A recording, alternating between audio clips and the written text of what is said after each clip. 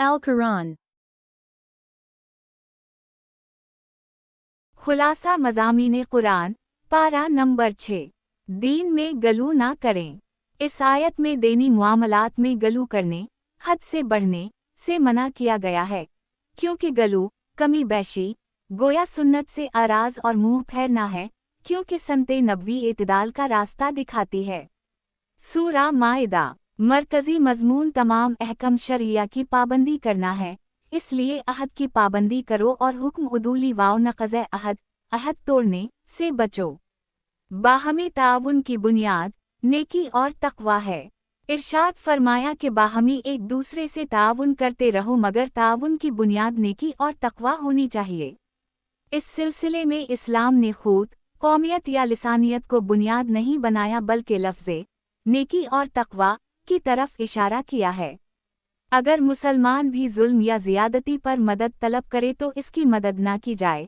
आज अगर यही उसूल मुआशरे में जिंदा हो जाए तो बाहमी इख्तिलाफात, जिससे हज़ारों जानों का ज़िया हो रहा है, का खात्मा हो सकता है। अल-माइदा आयत नंबर 2।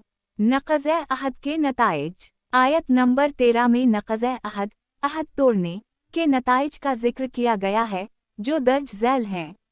लानत, जिसकी वजह से हमेशा के लिए रहमत से दूरी हो जाती है। क़सावत क़ल्बी, दिल की सख्ती। मुहर्फ़े तहरीफ़ात, कलाम अल्लाह में तब्दीली करने का मरज़ पैदा हो जाता है। कलीमात अलही के एक बड़े हिस्से को पस-पुश्त डालने का रिवाज बढ़ जाता है। ख़यानत के कामों में मुकम्मल इन्हिमाक होने लगता है। अल-माइदा 13 से 14।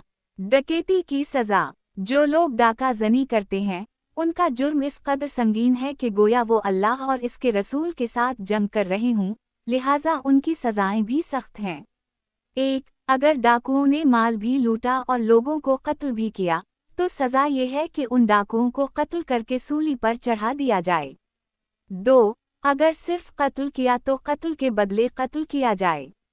3. सिर्फ माल लूटा, कत्ल नहीं किया तो हाथ और उल्टा पाँव काट दिया जाए।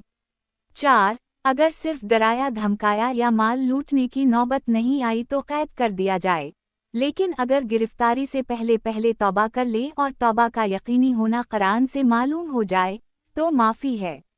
अल-माइदा 33। अल्लाह पाक के महबूब, वो अल्लाह से मोहब्बत रखेंगे और अल्लाह उनसे। मुसलमानों के बारे में नरम गोशा रखने वाले होंगे, काफिरों के बारे में सख्त रवैया होगा।